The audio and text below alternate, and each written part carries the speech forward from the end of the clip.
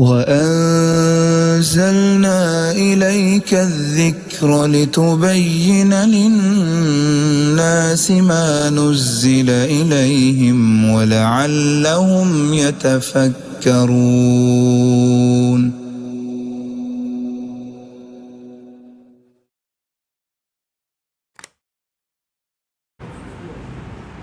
السلام علیکم ورحمۃ اللہ وبرکاتہ.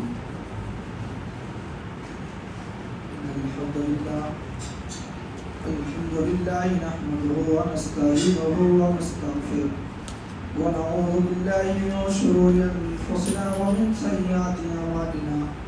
من يهده الله فلا مضل له ومن يضلله فلا هادي له. واشهد ان لا اله الا الله وحده لا شريك له واشهد ان محمدا عبده ورسوله. اما بعد فان خير الحديث كتاب الله وخير الهدي هدي محمد صلى الله عليه وسلم وشر الامور محدثاتها وكل محدثه بدعه وكل بدعه ضلاله وكل ضلاله في النار. اعوذ بالله من الشيطان الرجيم. بسم الله الرحمن الرحيم. ان الله عنده علم الساعه وينزل الغيث ويعلم ما في الأرحام وما تدري نفس ماذا تكسب غدا وما تدري نفس بأي أرض تموت إن الله عليم خبير. محترم سامعین، آج آپ کے سامنے 22ویں پارے کی تلاوت ہوئی ہے. اس سے قبل سورہ لقمان اور سورہ سجدہ سے کچھ اہم باتیں تھیں. علم غیب یہ اللہ کو معلوم ہے. علم غیب، غیبیات کا علم اللہ تعالیٰ کے علاوہ کسی اور کو نہیں معلوم ہے. جو لوگ اللہ کے نبی صلی اللہ علیہ وسلم کی طرف منسوب کرتے ہیں کہ اللہ کے نبی صلی اللہ علیہ وسلم یہ عالم الغیب تھے، تو وہ یاد رکھ لیں کہ قرآن کریم کی بے شمار ایسی آیتیں ہیں جس میں اللہ تعالیٰ نے یہ کہا ہے کہ اے نبی آپ کہہ دیجئے کہ اللہ کے علاوہ غیب کوئی نہیں جانتا. اور اسی طریقے سے بہت سارے ایسے لوگ اس دنیا کے اندر جو بالکل ڈھونگ کیے ہوئے تھے، صرف پیسہ کمانے کا ان کا چکر رہتا ہے، کہانت کرتے ہیں. وہ کسی کے ہاتھوں کے لکیر کو دیکھ کر کہیں گے تمہارے ساتھ یہ ہونے والا ہے. یا کچھ ایسے لوگ بھی آپ کو ملیں گے، کہیں گے اس بار آپ کو بیٹا پیدا ہوگا، اس بار آپ کو بیٹی پیدا ہوگی. اس طرح کے آپ کو بہت ملیں گے جو کہانت کرتے ہیں، جو بھوشواریاں کرتے ہیں، جو کل کی بات بتاتے ہیں. اللہ تعالیٰ 5 چیزیں ایسی ہیں کہ اس کا علم اللہ نے کہا یہ میرے پاس ہے. یہ 5 چیزیں جو ہیں یہ میرے پاس، اس کے علاوہ کسی کے پاس نہیں ہے. اللہ نے فرمایا ان اللہ عنده علم الساعہ، قیامت کب آئے گی اس کا علم کسی کو نہیں معلوم. ہاں نشانیاں اللہ کے نبی صلی اللہ علیہ وسلم نے فلاں نشانی تھی، کب آئے گی، کس وقت آئے گی، کتنے بجے آئے گی، کتنے ٹائم آئے گی، یہ کسی کو نہیں معلوم. اللہ رب العالمین نے کہا کہ اس کا علم میرے پاس ہے. وَيُنَزِّلُ الْغَيْثَ، بارش کہاں ہوگی، کب ہوگی، کتنے بجے ہوگی، کتنا ٹائم ہوگی. بہت سارے لوگ مانسون کو دیکھ کر کے موسم کے اعتبار سے کہہ دیتے کہ فلاں جگہ ہوگی، لیکن ان سے یہ پوچھو کتنا ٹائم تک بارش ہوگی نہیں بتا پائے. آثار سے کچھ وہ کہتے ہیں کہ ہاں فلاں جگہ بارش ہوگی، ہو جاتی ہے، لیکن وہ بارش کب ہوگی، کتنے بجے ہوگی، کتنا ٹائم تک ہوگی اور کہاں کہاں ہوگی نہیں بتا پائے. اللہ نے کہا کہ وَيَعْلَمُ مَا فِي الْأَرْحَامِ، اور تیسری چیز ماں کے پیٹ میں کیا ہے. ماں کے پیٹ میں کیا ہے. اب تو شاید 4 مہینے کے بعد الٹرا ساؤنڈ وغیرہ کے ذریعے سے یہ تحقیق کیا جاتا ہے کہ بچہ یا بچی ہے. لیکن اس 4 مہینے سے پہلے جب ایک میاں بیوی اپنے شوہر جو اپنے بیوی سے ملاقات کرتا ہے اور بیوی اپنے شوہر سے ملاقات کرتی ہے، کیا اس وقت کوئی ایسی وسیع ہے جو بتا سکے کہ بیٹا یا بیٹی ہے؟ وَيَعْلَمُ مَا فِي الْأَرْحَامِ، ماں کے پیٹ میں کیا ہے یہ اللہ کے علاوہ کوئی اور نہیں جانتا ہے. وَمَا تَدْرِي نَفْسٌ مَاذَا تَكْسِبُ غَدًا، اور کل آپ کیا کماؤ گے یہ کسی کو نہیں. کل آپ کیا کماؤ گے، کیا کھاؤ گے، یہ کسی کو علم نہیں ہے کہ کل ہم کمائیں گے، کیا کمائیں گے، کتنا کمائیں گے، کسی کو نہیں معلوم۔ وما تدری نفس بأی ارض تموت، اور موت کہاں ہوگی یہ کسی کو نہیں معلوم۔ یہ 5 چیزیں ایسی چیزیں ہیں کہ اللہ نے کہا کہ اس کا علم صرف اللہ کے پاس اور کسی کے پاس نہیں ہے۔ اور اگر کوئی آدمی اس کی بھوشیوانی کرتا ہے، اگر کوئی آدمی کہتا ہے کہ کل آپ کے ساتھ یہ ہونے والا ہے، وہ کہانت کرتا ہے، تو یاد رکھے کہ وہ کہانت جو کر رہا ہے وہ تو شرک ہے۔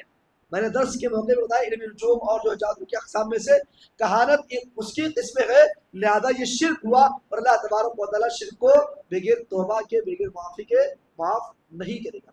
اور آپ کو بتائیں کہ اس کہانت سے جو پیسہ جو کماتے ہیں وہ پیسہ حرام کا ہوتا ہے۔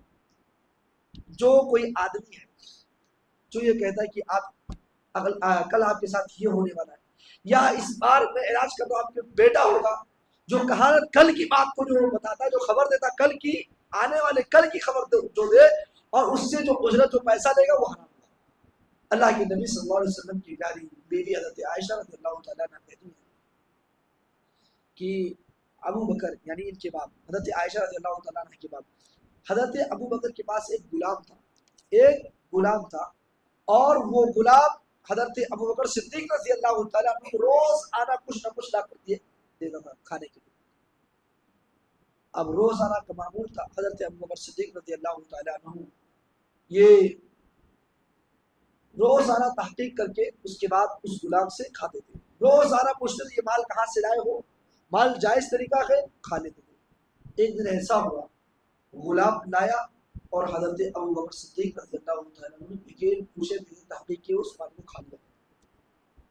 اس کے بعد غلام کہتا ہے کہ اے میرے آقا، اے میرے سردار، کیا بات ہے روزانہ ہم سے آپ سوال کر کے پوچھ کے کھاتے تھے، لیکن آپ نے آج کچھ پوچھا نہیں۔ حضرت ابو بکر صدیق رضی اللہ تعالیٰ عنہ نے کہا کہ روزانہ یہی تحقیق نکلتے تھے کہ مال صحیح ہے، صحیح جگہ سے آئے، کھا لیتا تھا، اور آج بھی امید ہے کہ وہی ہوگا۔ کہا اے میرے مالک، اے میرے آقا، آج جو میں مال آپ کے پاس لایا ہوں وہ میں زمانے جاہلیت میں کہانت کرتا تھا، میں کہانت کرتا تھا، اور مجھے کہانت کے بارے میں کوئی زیادہ علم نہیں تھا، میں لوگوں کو جھوٹ پھرا کر دیتا تھا اور شک کے بنیاد پر، اور میں ایسے کرتا رہا۔ ایک آدمی کو میں نے یہ کہا کہ اس بار تمہیں بیٹا ہوگا، اس بار تمہیں بیٹا ہوگا۔ وہ اپنی بیوی کو لے کے جا رہا تھا، اور اس کی بیوی حمل سے تھی، اور وہ مجھ سے ملاقات میری ہوئی، اس سے میں نے اس کو کہا کہ اس بار تجھے بیٹا ہوگا، اور آج اس آدمی سے میری ملاقات ہوئی تھی، اور واقعی میری کہی ہوئی بات سچ ہوئی تھی، اس لیے وہ خوش ہو کر یہ مجھے کھانے کے لیے دیا تھا، گفٹ دیا تھا جو آپ کھائے ہوئے ہیں۔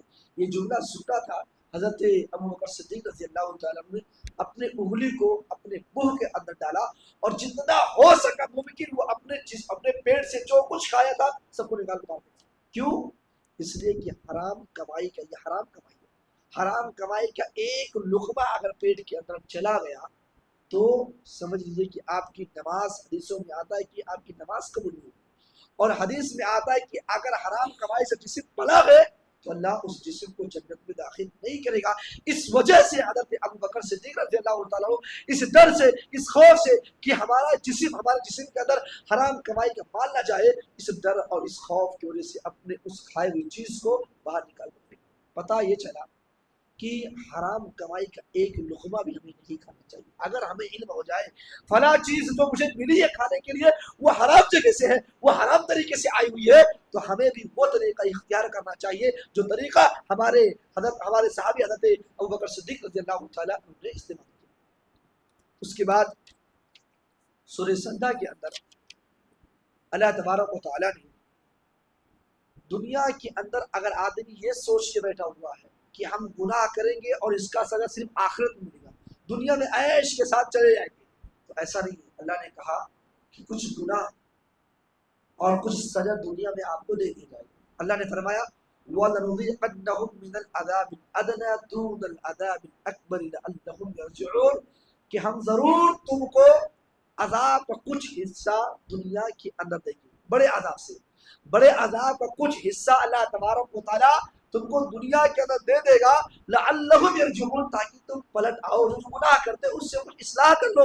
ومن اظلم ممن ذکر بآیات ربہ ثم اعرض عنہا، اور اس شخص سے بڑا ظالم کون ہو سکتا ہے، اس شخص سے بڑا ظالم کون ہو سکتا ہے جس کے سامنے اللہ تعالیٰ کی آیتوں کو پڑھا جائے، جو اللہ رب العالمین کی آیتوں کو سنتا ہے اور اس کے بعد بھی ثم اعرض عنہا، وہ اللہ کے ذکر سے اعراض کر لیتا ہے، اپنے پیٹھ کو پھیر لیتا ہے، قرآن کی آیتوں کو سنتا ہے، احادیث سنتا ہے، اللہ کی بات کو سنتا ہے، شریعت کی بات کو سنتا ہے، احکامات کو سنتا ہے، پھر بھی وہ اس عمل نہیں کرتا ہے، وہ اعراض کرتا ہے، وہ عمل نہیں کرتا ہے، اللہ تبارک و تعالیٰ ایسے لوگوں کو عذاب دے گا۔ اور قرآن کریم کی وہ آیت بھی آپ کے سامنے ہے سورہ والے کی، وَمَنْ أَعْرَضَ عَنْ ذِكْرِي فَإِنَّ لَهُ مَعِيشَةً ضَنكًا وَنَحْشُرُهُ يَوْمَ الْقِيَامَةِ أَعْمَى۔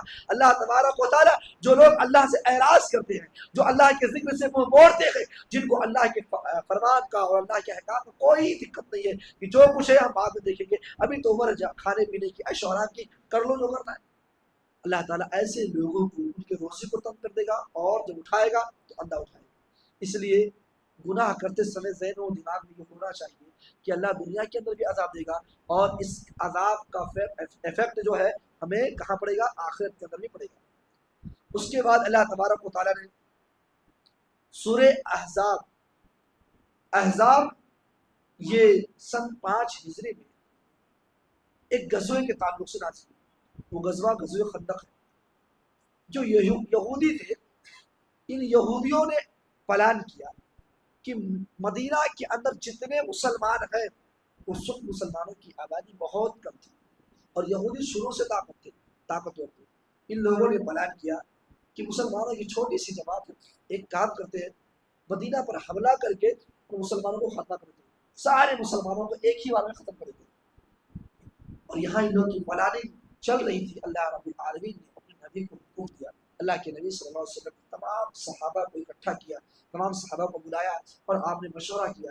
انہی میں سے ایک صحابی حضرت سلمان فارسی رضی اللہ تعالیٰ عنہ تھے، انہوں نے کہا اللہ کے نبی صلی اللہ علیہ وسلم ایک کام کرتے ہیں، ہم لوگ خندق کھول دیتے ہیں، گڑھا کھول لیتے ہیں، جب یہ لوگ داخل ہوں گے ہم اس کے چھپ کے یہاں سے ہم وار کریں گے اور ہم جو ہے ان پر خالی کریں گے۔ تو خیر جو ہے اس جنگ میں خندق کھودی گئی۔ اللہ تبارک و تعالیٰ شروع ہی میں اس سورہ کے اندر اللہ رب العالمین اپنے نبی کو کہہ رہا ہے، یا ایھا النبی اتق اللہ ولا تطع الکافرین والمنافقین، اے نبی پاک صلی اللہ علیہ وسلم آپ اپنے رب سے ڈریے۔ کس سے ڈریے؟ اللہ سے ڈریے۔ اتق اللہ، اے نبی آپ اللہ سے ڈریے، ولا تطع الکافرین، اور آپ کافروں کی اطاعت اور منافقوں کی اطاعت مت کیجیے۔ اے نبی آپ کافروں کی بات مت مانیے۔ آج تو ہمارے مسلمان بہت یقین کے ساتھ کریں گے تو ہمارا غیر مسلم میرا دوست ہے، ہولی بھی ان کے ساتھ ہم مناتے ہیں، دیوالی کا موقع آتا ہے تو ہم ان کے دیوالی کی مٹھائی کو بھی بہت شوق کے ساتھ کھاتے ہیں۔ میرے بھائیوں، میں یہ نہیں کہتا ہوں کہ غیر مسلموں سے آپ تعلقات مت رکھیے، آپ رکھیے۔ اگر غیر مسلم آپ کا پڑوسی ہے، اگر وہ بھوکے سوتا ہے تو اس کا گناہ آپ کو ملے گا۔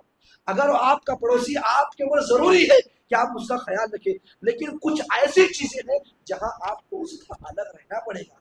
شریعت توحید کے معاملے کو دیکھیں، وہ دیوالی کیوں مناتے پتہ ہے؟ ان کی ایک دیوی ہے، لکشمی دیوی جس کو کہتے ہیں، جس کی وجہ سے ان کو پیسہ ملتا ہے، اور وہ عقیدہ ہوتا ہے، اس وجہ سے وہ جو ہے یہ چیز جو ہے اس پر پوجا کرتے ہیں اور مٹھائیاں تقسیم کرتے ہیں، ایک بنیاد کو لے، ایک چیز کو لے کر کہ اس کے وجہ سے ہم یہ تہوار منا رہے ہیں، اور ہمارا مسلمان کو کے اس میں شریک ہو کر یہ سپورٹ دیتا ہے کہ ہم آپ کی خوشی میں شامل ہیں۔ یہ کیا ہے؟ یہ آپ اس کو سپورٹ کر رہے ہیں۔ میں نہیں کہتا ہوں کہ آپ ان سے تعلقات مت رکھیے، آپ تعلقات رکھیے، آپ اپنا جو ہے اگر آپ کے پڑوسی ہیں تو آپ ان کا خیال رکھیے، لیکن کچھ ایسی چیزیں ہیں اگر ان کے تہوار میں ایسی کوئی چیزیں ہیں جو آپ کو شرک تک پہنچا دے تو میرے بھائیوں آپ کوشش کرو، آپ جو ہے ان سے بتاؤ کہ بھائی یہ چیز تو نہیں کر سکتا ہوں، میں آپ کے ہر دکھ درد تکلیف میں شامل ہوں، کھڑا ہوں، لیکن یہ چیز ہمارا اسلام ہمیں اس کا حکم نہیں دیتا۔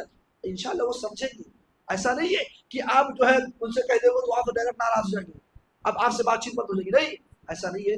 اگر آپ کریں گے تو انشاءاللہ وہ سمجھیں گے۔ اللہ نے فرمایا کہ وَلَا تُطِعِ الْكَافِرِينَ، اے نبی آپ کافروں کی بات مت مانیے، آپ منافقوں کی اتباع مت کیجیے۔ اس کے بعد اللہ نے کہا وَاتَّبِعْ، پھر کس کا بات مانیے؟ مَا يُوحَىٰ إِلَيْكَ مِن رَبِّكَ، آپ کا رب آپ کی طرف جو کچھ وہی کرتا ہے، اے نبی آپ اس کی اتباع کیجیے، اور وَتَوَكَّلْ عَلَى اللَّهِ، اور اپنے رب پر بھروسہ کیجیے۔ اس تینوں آیتوں سے معلوم یہ ہوا کہ ہمیں اللہ سے ڈرنا چاہیے، ہم کہیں بھی ہو، گھر کے اندر ہو تب بھی اللہ سے ڈرے، مسجد میں ہو تب بھی اللہ سے ڈرے، اپنے دکان کے اندر ہو تب بھی اللہ سے ڈرے، مارکیٹ بازار میں ہو تب بھی اللہ سے ڈرے، دنیا کے کسی بھی کونے میں ہو اللہ سے ہم ڈرے۔ اور اطاعت کس کی کریں گے؟ اللہ اور اس کے رسول کی اطاعت کریں گے.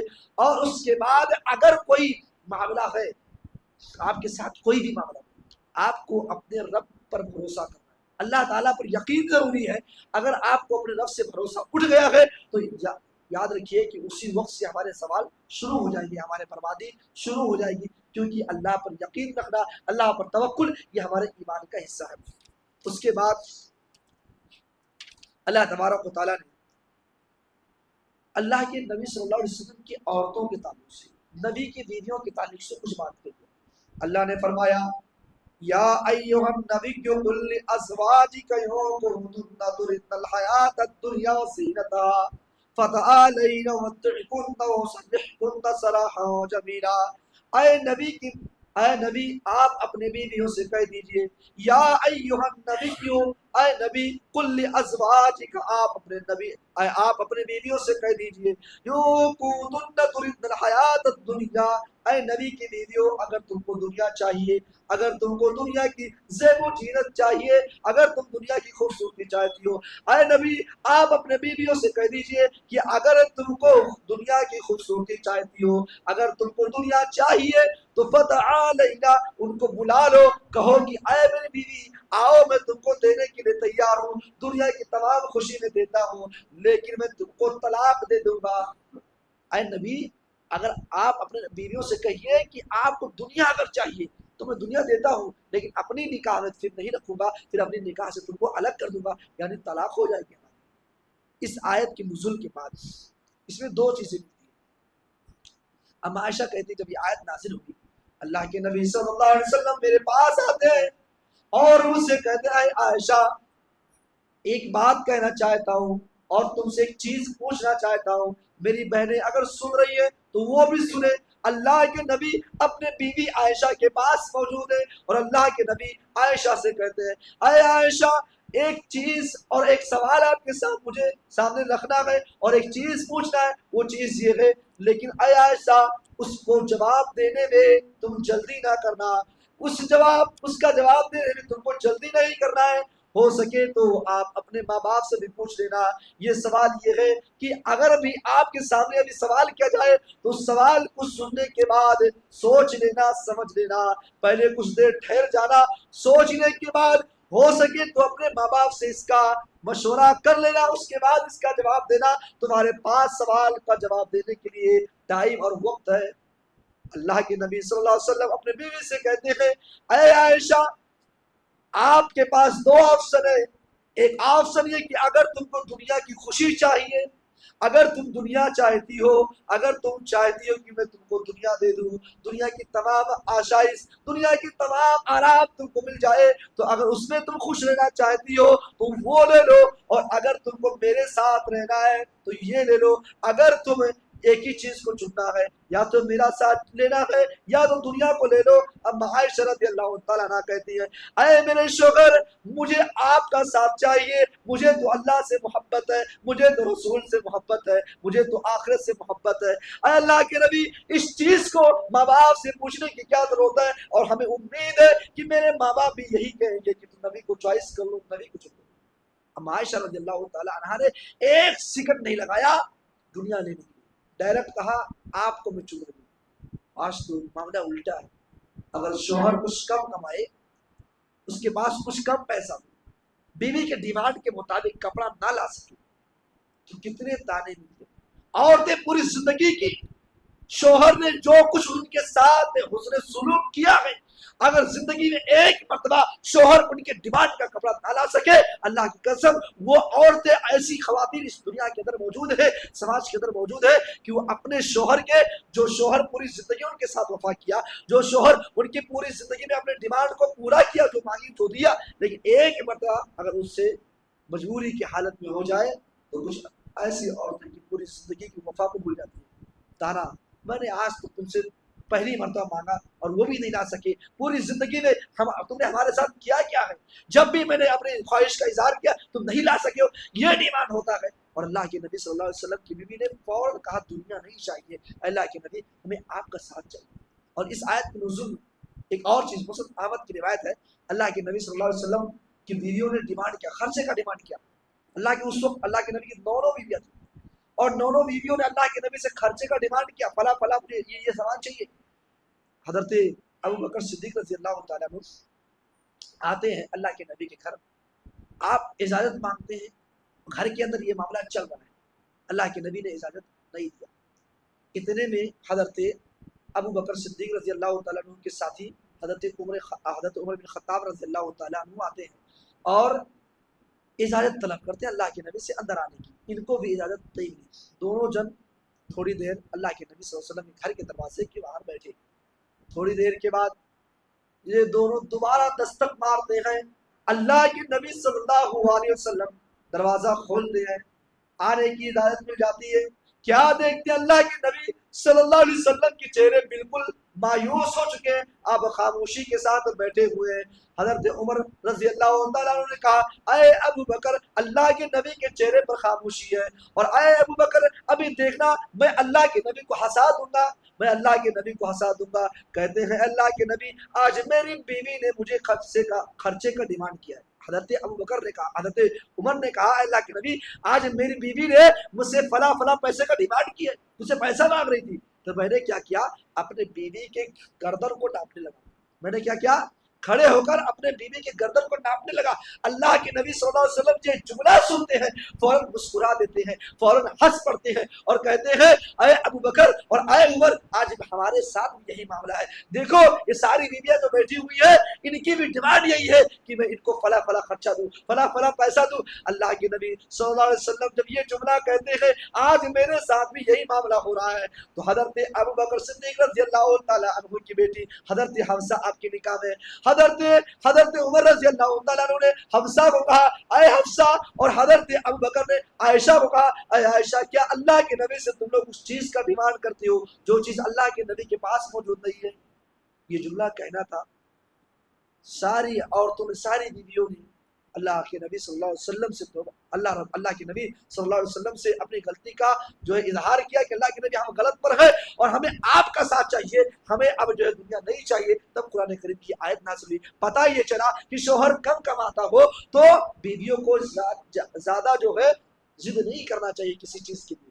شوہر آپ کا باہر صبح سے لے کے شام تک رہتا ہے، وہ کمانے جاتا ہے، دنیا کی نہ جانے کون کون سی تکالیف وہ سہ کر آتا ہے، اور پھر آنے کے بعد تمہاری تکلیف الگ سے، تو یہ ڈبل اس کے اوپر ہو جائے گا۔ لہذا اگر آپ کا شوہر آپ کو کم دیتا ہے تو آپ اس میں گزر بسر کیجیے۔ اور جو ہے اللہ کے نبی صلی اللہ علیہ وسلم کی بیویوں نے یہ کر کر دکھایا ہے، اپنے نبی کا ساتھ دیا ہے، وہ دنیا کو ترجیح نہیں دی ہے۔ اور آپ نبی کی بیویوں کا حال یہ تھا، اب عائشہ خود بیان کرتی ہے کہ مہینے ہو جاتے تھے چولہا نہیں جلتا تھا۔ یہ حالت تھی اللہ کے نبی صلی اللہ علیہ وسلم کی بیویوں کا، لیکن ان لوگوں نے جب صبر کیا، ان لوگوں نے نبی کو چنا، تو اللہ نے آفر دیا کہ اب تم کو جنت میں جانا، تم جنتی ہو۔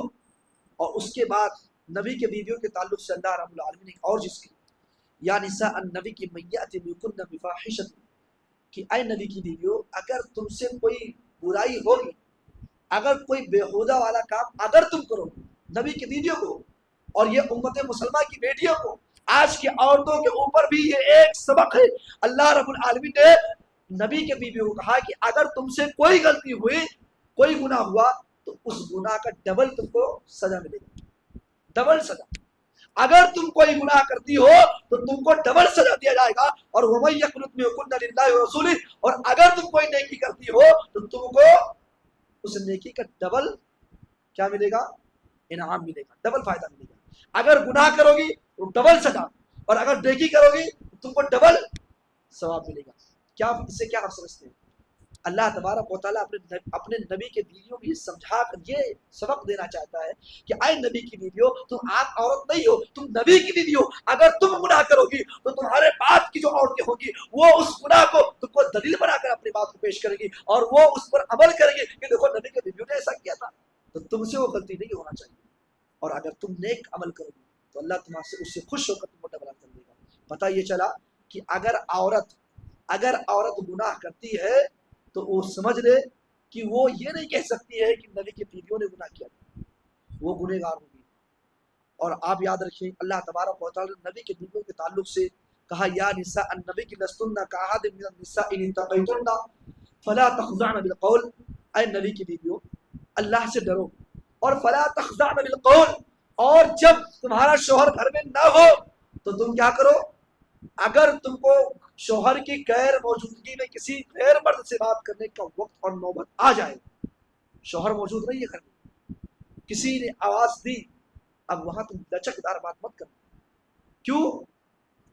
فیطمع الذی فی قلبی، اگر تم لچکدار غیر مرد سے نرمی کے ساتھ بات کرو گی تو اس کے دل میں بیماری ہو جاتی ہے۔ آج کتنے ایسے لوگ، اگر کوئی خواتین، کوئی لڑکی جو ہے کسی آدمی سے نرم دلی سے بات کر لے تو یہی سوچتا ہے کہ تو لائن پہ آ رہی ہے، تھوڑا سا کوشش کروں گا تو ہاتھ میں آ جائے گی۔ اللہ رب العالمین نے وہی بات کہی، فیطمع الذی فی قلبہ، مردوں کے دلوں میں بیماری آ جاتی ہے۔ اگر عورت نرم سے بات کر لے تو مرد کے اندر بیماری آ جاتی ہے، وہ غلط راستہ اختیار کرنے لگتا ہے۔ اسی لیے اللہ نے کہا کہ اے عورتوں، تم کو نرمی استعمال نہیں کرنی ہے، بات تمہاری درست ہو لیکن بات میں جو ہے نرم بننا ہو، لچکدار گفتگو نہ ہو، بلکہ ایسی بات ہو کہ سامنے والا آپ کا شوہر گھر میں نہیں ہے اور آپ نے اگر اس آدمی سے گفتگو کی ہے تو وہ لوٹنے کے بعد سوچے کہ ہاں یہ عورت یار بہت سخت ہے، اس سے تو دوبارہ بات کرنے لائق نہیں ہے، اگر ہم غلط نیت سے آیا ہوا تھا وہ شخص، تو لہذا ایسی بات اور ایسا انداز اختیار کریں تاکہ سامنے والا آپ کے شوہر کے بارے میں، آپ کے گھر اور خاندان کے بارے میں پوچھ کے واپس چلے جائے، آپ کے بارے میں کچھ اور نہ سوچے۔ اور اگر تم نرمی سے گفتگو کرو گی، اگر تم لچکدار گفتگو کرو گی تو وہ آدمی دوبارہ پھر آئے گا وہ۔ اس لیے میری بہنوں، اپنی بات میں، اپنی گفتگو میں نرم اور لچکدار گفتگو اختیار مت کرو۔ اس کے بعد اللہ نے فرمایا وَقَرْنَ فِي بُيُوتِكُنَّ وَلَا تَبَرَّجْنَ تَبَرُّجَ الْجَاهِلِيَّةِ الْأُولَىٰ، اے عورتوں تم کیا کرو، گھر کو لازم پکڑ لو، گھروں میں زیادہ رہو، گھروں میں رہنا یہ تمہارے لیے بہتر ہے۔ اور آپ دیکھیں اللہ کے نبی صلی اللہ علیہ وسلم نے عورتوں کے تعلق سے کہا کہ اے لوگوں، اپنی عورتوں کو مسجد میں آنے سے روکو نہ، کیا کرو، روکو نہ، یہ شرعی ایک معاملہ ہے، لیکن وہ عورتیں سادگی کے ساتھ اگر آ رہی ہیں تو، اگر وہ سادگی کے ساتھ نہیں آ رہی ہے اور مسجد میں ایسا انتظام نہیں ہے تو آپ منع کر سکتے ہو۔ اور ایک اور بات، کچھ عورتوں نے اللہ کے نبی صلی اللہ علیہ وسلم کے پاس آ کر کہا اے اللہ کے نبی، مردوں کے لیے تو جنت میں جانے کا بہت آسان راستہ ہے کہ وہ جہاد میں جائے، اللہ کے راستے میں لڑے اور شہید ہو جائے، وہ تو جنتی ہو گئے۔ اللہ کے نبی ہم عورتوں کو کوئی ایسا معاملہ بتا دیجیے کہ ہمارے لیے بھی جہاد کے برابر ثواب ہو۔ اللہ کے نبی صلی اللہ علیہ وسلم نے کہا کہ تم لوگ گھروں کو لازم پکڑ لو، گھروں کے اندر رہو، یہ جہاد کے برابر ثواب ہے۔ لہذا ہم ضرورت کے مطابق ہی گھروں سے باہر نکلے عورتوں کے تعلق سے۔ اور ولا تبرجن تبرج الجاہلیت الاولی، بس زمانے جاہلیت میں عورتیں کیا کرتی تھی، اپنے گلے میں دوپٹہ ڈالتی تھی، ہاں لیکن ایسے ہی گول ڈال لیتی تھی، ان کے آگے کا حصہ کھلا اور ان کا چہرہ کھلا اور ان کے سر پر دوپٹہ نہیں ہے۔ آج بھی عورتیں ایسے ہی کرتی ہیں۔ آج عورتیں کیا ہوتی ہیں، گھر سے برقعے میں نکلیں گی، نقاب میں نکلیں گی، بھائی اور بہنوں کے سامنے نکلیں گی، باپ کے سامنے نکلیں گی، جب وہ مارکیٹ میں نکلیں گی تو اپنے آگے کے حصے کو ہٹا دیں گی۔ اور جب کچھ ایسی عورتیں ہوتی ہیں باہر نکلتی ہیں تو وہ دوپٹہ جو ہے گلے میں لٹکائے، زمانے جاہلیت کی طرح بالکل آج بھی وہ چیز پائی جا رہی ہے۔ لہذا اللہ تبارک و تعالیٰ نے کہا کہ ان کی طرح تم مت کرو، بلکہ تم گھروں کو لازم پکڑ لو، اور جب بھی تم گھروں سے باہر نکلو تو بالکل پردے کے ساتھ نکلو، اور واقعی الصلاۃ، اور نماز قائم کرو، وآتینا الزکاۃ، اور زکات دو، اور واطیعوا اللہ ورسولہ، اللہ اور اس کے رسول کی اطاعت کرو۔ پتہ یہ چلا کہ عورتوں کو گھر میں نماز پڑھنا ہے، عورتوں کو زکات دینا ہے، اور وہ بھی زکات دیں گی، اللہ اس کے رسول کی اطاعت کریں گی، اور اللہ کہہ رہا ہے انما یرید اللہ لیذھب عنکم الرجس اہل البیت، اور اللہ تو چاہتا ہے کہ تمہارے گناہوں کو دور کر دے، گندگیوں کو دور کر دے، اہل البیت، اہل بیت، ویطہرکم تطہیرا، اللہ تم کو چاہتا ہے کہ تم کو پاک و صاف کر دے۔ پتہ یہ چلا کہ نبی کی بیویاں بھی اہل بیت میں شامل ہیں۔ اس آیت سے پتہ چلا کہ اللہ کے نبی کی جو بیویاں ہیں وہ بھی اہل بیت میں شامل ہے، لیکن اللہ کی قسم یہ جب سے یہ ایران کا یہ ملعون اور بدبخت انسان کا انتقال ہوا ہے، یہ مرا ہے، تب سے آپ دیکھیں کہ سوشل میڈیا پر ایک ایسی چیز ہو رہی ہے کہ صحابہ کے بارے میں، اللہ کے نبی صلی اللہ علیہ وسلم کے بیویوں کے تعلق سے، ابھی میں نے ایک ویڈیو دیکھا، اس میں ایک یہودیت کو قبول کر رہا ہے، ایک یہودی یہودیت کو قبول کر رہا ہے، اور ان کے یہاں جب کوئی یہودی یہودیت کو قبول کرتا ہے تو ان کے یہاں یہ کہلوایا جاتا ہے کہ اشہد ان ابو بکر و عمر و عثمان و عائشہ فی النار، ابو بکر، عثمان اور عمر اور عائشہ یہ سب کے سب جہنمی ہے نعوذ باللہ، تب جا کر وہ یہودیت قبول کرتے ہیں۔ بھی میں نے وہ ویڈیو دیکھا، بتائیے حضرت عائشہ رضی اللہ تعالیٰ عنہ یہ آپ کی بیوی ہے اور آپ کے اہل بیت میں شامل ہے، اور اب بتائیے کہ اہل بیت کے تعلق سے، صحابہ کے تعلق سے ایسی ساری باتیں ہو رہی ہیں۔ اللہ تعالیٰ اس امت کو صحیح سمجھ عطا فرمائے۔ اللہ تعالیٰ سے انہی چند باتوں پر دعا ہے کہ اللہ تبارک و تعالیٰ ہم تمام لوگوں کو کتاب و سنت پر صحیح طریقے سے عمل کرنے کی توفیق دے۔ اللہ تعالیٰ ہمیں صحابہ کے دفاع کے لیے ہمیشہ کھڑا کرنے کی توفیق دے، اور اللہ تعالیٰ سے دعا ہے کہ اللہ تعالیٰ آج کے درس میں جو بھی اہم باتیں ہوئی ہیں اللہ تعالیٰ ان تمام باتوں پر ہم سب لوگوں کو عمل کرنے کی توفیق دے۔